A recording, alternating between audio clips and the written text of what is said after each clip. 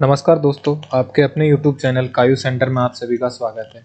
आज इस वीडियो में हम बात करेंगे QRMP स्कीम, जीएसटी में एक स्कीम शुरू की गई थी QRMP, जिसका पूरा नाम है quarterly return and monthly payment. इसका मतलब है क्वार्टरली आपको हर 3 महीने में आपको रिटर्न फाइल करनी होगी और पेमेंट के लिए आपको मंथली पेमेंट ऑप्शन दिया गया है, जिसमें आपको 2 ऑप्शन दिए गए हैं। जैसा आप चाहें उचित वैसे पेमेंट कर सकते हैं। पूरे साल भर में 4 क्वार्टर होते हैं। इस टाइप से ये क्वार्टर बने होते हैं, आप देख सकते हैं स्क्रीन पे, फर्स्ट, सेकंड, थर्ड। तो सबसे पहले हम बात कर लेते हैं कि स्कीम कब अडॉप्ट कर सकते हैं, इसके लिए क्या एलिजिबिलिटी रहेगी, आपको कैसे ये फॉर्म फिलअप करना है या कोई अलग से डॉक्यूमेंट चाहिएगा, और आपको इसके कौन कौन से बेनिफिट रहेंगे, साथ में इसका पर्पज क्या था इशू करने का। तो सारी डिटेल कंप्लीट करेंगे और साथ में एक आपको लाइव फॉर्म फिलअप करके दिखाएंगे ये स्कीम कैसे अवेल की जा सकती है। तो सबसे पहले हम बात कर लें कि ये स्कीम कब एप्लीकेबल है और आप इसके लिए एलिजिबल कब हैं। जैसे आपका टर्नओवर अगर 5 करोड़ रुपए तक है तो आप इस स्कीम को अवेल कर सकते हैं। अब टर्नओवर आपका लास्ट फाइनेंशियल ईयर का भी कंसीडर किया जा सकता है और करंट फाइनेंशियल ईयर का भी कंसीडर किया जा सकता है। लास्ट फाइनेंशियल ईयर का इसलिए कि अगर मान के चलो आपका लास्ट फाइनेंशियल ईयर 23-24 जो अभी गया था, उसमें अगर टर्नओवर आपका 5 करोड़ से ज्यादा है तो आप इस स्कीम के लिए एलिजिबल नहीं है करंट ईयर में। और अगर आपने इसी साल में आपका बिजनेस स्टार्ट किया है और आपका टर्नओवर 5 करोड़ रुपए तक है तो आप इस स्कीम को अवेल कर सकते हैं। अवेल करने के लिए सिंपल प्रोसेस है, वो हम ही लास्ट में बताएंगे। आप वीडियो को पूरा कंटिन्यू रखते रहें और अंत तक बने रहें। नेक्स्ट बात करते हैं, जैसे ही आप ये स्कीम अवेल करोगे तो आपके पास एक ऑप्शन मिलेगा इफ, जिसका पूरा नाम है इनवॉइस फर्नेसिंग फैसिलिटी। ये इसका पूरा नाम है इफ का। ये आपको ऑप्शनल दी गई है कि ये कंपलसरी नहीं है, जैसे कि GSTR 1 और GSTR 3 भी आपको कंपलसरी फाइल करनी ही है, ये वाली ऑप्शनल है। आपके केस में अगर आपके पास जो ट्रांजैक्शन है वो B2B है, मतलब बिजनेस टू बिजनेस, जैसे सेलर और रिसिपेंट दोनों के पास GST नंबर है और ट्रांजैक्शन हुआ है, तो आपको ये फाइल करनी है। ऑप्शनल है, आप क्वार्टर एंड में भी फाइल कर सकते हो कंप्लीट एक। और जैसे क्वार्टर एंड पे आप GSTR 1 फाइल करोगे तो वहां आप ये डिटेल फाइल कर दोगे तो भी चल जाएगा। नेक्स्ट बात करते हैं कि GSTR 1 एंड GSTR 3B, ये आपको क्वार्टरली बेसिस पे फाइल करनी है। GSTR 1 की बात करें तो आपको ये 13 ऑफ नेक्स्ट मंथ फाइल करनी होगी, जैसे आपका क्वार्टर एंड होगा। जैसे कि हम फर्स्ट क्वार्टर देख पा रहे हैं अप्रैल से लेके जून तक, तो इसकी आपको रिटर्न फाइल करनी होगी 13 तारीख को। अगले मंथ आएगा, जैसे कि इसमें क्वार्टर खत्म हो गया जून में तो इसका अगला मंथ होएगा जुलाई, तो 13 जुलाई तक आपको फाइल करनी है। ये सेकेंड क्वार्टर, इसमें आपको 13 अक्टूबर तक फाइल करनी है। ये थर्ड क्वार्टर, इसमें आपको 13 जनवरी तक फाइल करनी है। और ये आपका फोर्थ क्वार्टर, यहां आपको 13 अप्रैल तक फाइल करनी है। अब बात करते हैं नेक्स्ट, इस स्कीम को जो मेथड है वो स्विच आउट करने के लिए ऑप्शन दिया गया है कि आप पूरे साल भर में कभी भी स्विच आउट कर सकते हो, और साथ में टैक्स पेमेंट के लिए भी आपको बेनिफिट और इजी मेथड दिया गया है।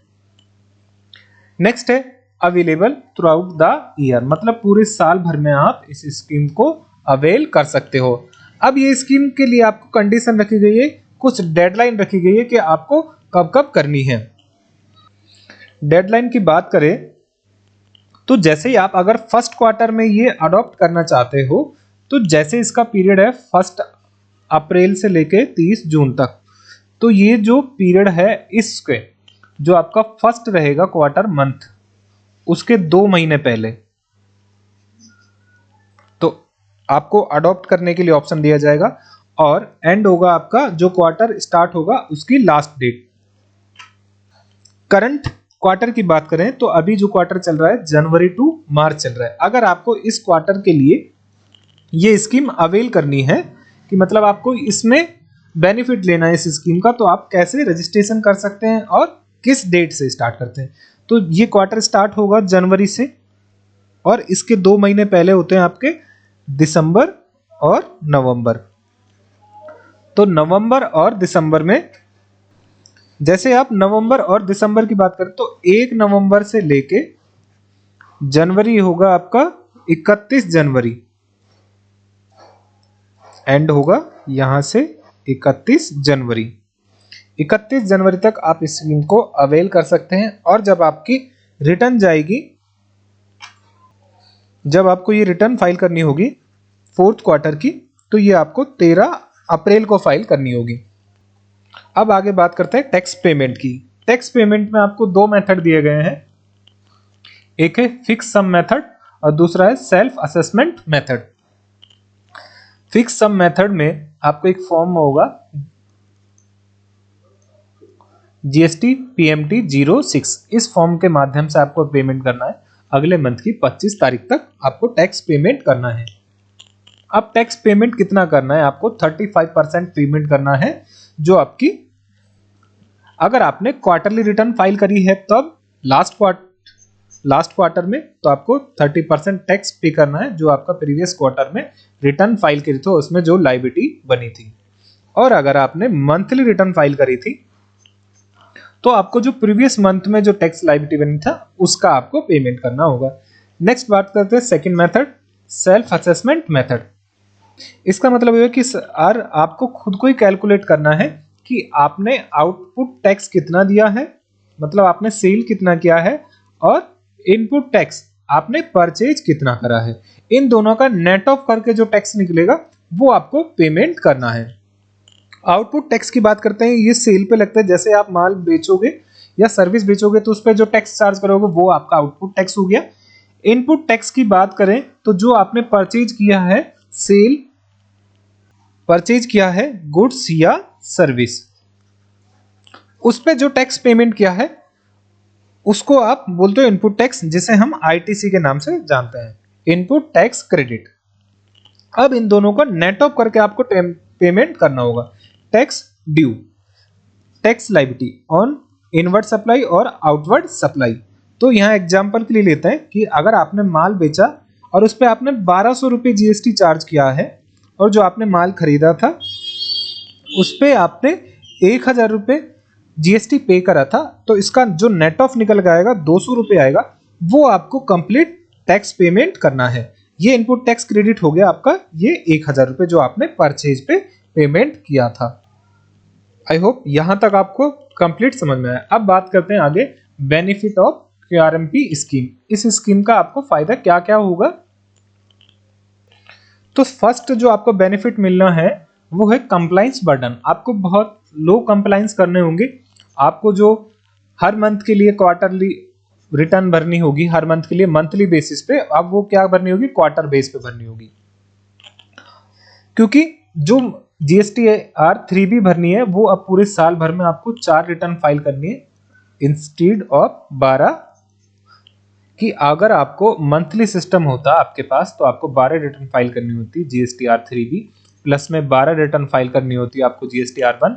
अब ये 4 रिटर्न हो जाएंगे आपकी GSTR 3B की और 4 रिटर्न हो जाएगी आपकी GSTR 1 की, क्योंकि आपको जो फैसिलिटी दी गई है वो कौन सी दी गई है, इफ फैसिलिटी दी गई है, इनवॉइस फर्निशिंग फैसिलिटी, कि ये आपके अगर आप B2B ट्रांजैक्शन है तो आपको ऑप्शनल दिया गया है, आप फाइल कर सकते हैं, अदरवाइज ना भी करें। लेकिन आपको क्वार्टर जैसे ही होगा तो GSTR 1 बनेगी, उसमें आपको ये फाइल करनी है, और एग्रीगेट दोनों महीने का एक साथ जब तीसरे महीने का रिटर्न बनाएंगे GSTR 1 में, वहां ये सारी डिटेल फाइल कर दोगे।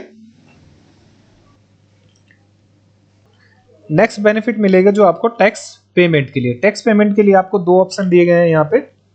एक तो फिक्स सम मेथड कि प्री चालान आएगा आपका, प्री फिल 35% कैलकुलेशन, जो आपने लास्ट मंथ में या क्वार्टर में रिटर्न फाइल की होगी, जैसा भी आपने ऑप्शन था क्यूआरएमपी के पहले, उसका 35 परसेंट आपको टैक्स पेमेंट करना होगा, या फिर आपके पास दूसरा ऑप्शन रहेगा कि आप सेल्फ असेसमेंट मेथड से टैक्स पेमेंट कर सकते हो, कि आपका जो एक्चुअल टैक्स बन रहा है आउटपुट माइनस इनपुट। एग्जाम्पल के लिए जो अभी लिया था हमने 1200 माइनस 1000, बाकी बैलेंस बचा 200 टैक्स पेबल। तो ये आपको टैक्स पेमेंट करना होगा। नेक्स्ट की बात करते हैं कि इजी, ऑप्ट और इन के लिए आप आसानी से ले सकते हैं और छोड़ सकते हैं। अब इस स्कीम की अगर हम एक समरी बनाएं तो ध्यान रखें कि आप एक बिजनेस पर्सन हैं और आपका लास्ट फाइनेंशियल ईयर में या करंट फाइनेंशियल ईयर में टर्नओवर कितना है, अप टू 5 करोड़ तक टर्नओवर है, तो आप इस स्कीम के लिए एलिजिबल हैं। ये स्कीम किसके लिए गिरी थी? स्मॉल बिजनेस के लिए, कि जितने भी छोटे बिजनेस है वो ग्रोथ करें और ज्यादा टैक्स कमाएं, फिर हम उनसे टैक्स ज्यादा ग्रोथ कर पाएं। ये एलिजिबल होंगे। एलिजिबल के लिए आपको ऑनलाइन प्रक्रिया है कि आपको ऑनलाइन करना है, कोई अलग से डॉक्यूमेंट फाइल नहीं करना है, ना कोई टिपिकल प्रोसेस, सिंपल प्रोसेस है कि आपको ये स्कीम कैसे अवेल कर सकते। इस स्कीम में आपको क्वार्टरली बेस पे रिटर्न फाइल करनी होगी, चाहे GSTR 3B हो या फिर GSTR 1 हो। ये आपको क्वार्टरली बेस पे फाइल करनी होगी और साथ में आपको एक इफ फाइल करने के लिए दी गए, जो भी क्या था, ऑप्शनल। आप ऑप्शनल है, अगर B2B है तो आपको फाइल करनी है, अदरवाइज नहीं फाइल करनी है। आई होप यहां तक आपको ये कंसेप्ट समझ में आया होगा। अब अगर ये वीडियो पसंद आई तो लाइक करें और आपको चैनल को सब्सक्राइब कर दें अगर चैनल पे नए हैं तो। अब आगे हम बात करते हैं कि इस स्कीम को अप्लाई कैसे करना है, क्या प्रोसीजर रहेगा। इसका प्रोसीजर मैगी से तेज होता है। अब मैगी नहीं बनेगी उससे पहले आपका प्रोसेस कंप्लीट हो जाएगा। तो सबसे पहले आपको आ जाना है गूगल पे, वहां आपका GST टाइप कर देना है। जैसे आप GST टाइप करोगे तो यहाँ आपका लॉगिन पे प्रेस करना है। लॉगिन के बाद आपको आपका GST ID और पासवर्ड डालना है। नीचे जो कैप्चा मिले वो कैप्चा को फिलअप करके लॉगिन कर लेना है। जैसे आप लॉगिन करोगे तो यहाँ आपका डैशबोर्ड ओपन हो जाएगा, यहाँ आपका नाम दिख जाएगा, यहाँ आपका नाम, GST नंबर वगैरह। तो आपको डायरेक्ट यहाँ आना है, GST के ऊपर डैशबोर्ड में सर्विस कॉलम है, सर्विस में आना है। जैसे आप सर्विस पे क्लिक करोगे तो आपके पास ये बहुत सारे टैब ओपन हो जाएंगे। यहाँ आपको सीधे नीचे आ जाना है opt in for quarterly return. मतलब ये कौन सी रिटर्न है? QRMP, quarterly return monthly payment. यहां से आप यहां जैसे ही आप क्लिक करोगे तो आपके पास नया डैशबोर्ड ओपन होगा। यहाँ फाइनेंशियल ईयर जो आपका करंट फाइनेंशियल ईयर है वो आ जाएगा। जैसे अभी 24-25 चल रहा है, यहाँ आपको सर्च पे क्लिक करना है। सर्च पे जैसे ही क्लिक करोगे तो यहाँ आपको ऑप्शन दिखेगा, यहाँ आप एलिजिबल नीचे जहाँ एलिजिबल होगा वहां आपके पास ये ग्रीन डॉट साइन होगा कि अभी हम मंथली फाइल कर रहे हैं और इसको क्वार्टरली करना है। तो यहाँ आपको टिक करना है, ये टिक आ जाएगा और ये सेव का ऑप्शन ओपन हो जाएगा। यहाँ आप देख रहे हो जैसे हमने स्टार्टिंग में डेट डिस्कस करी थी कि अगर आपका क्वार्टर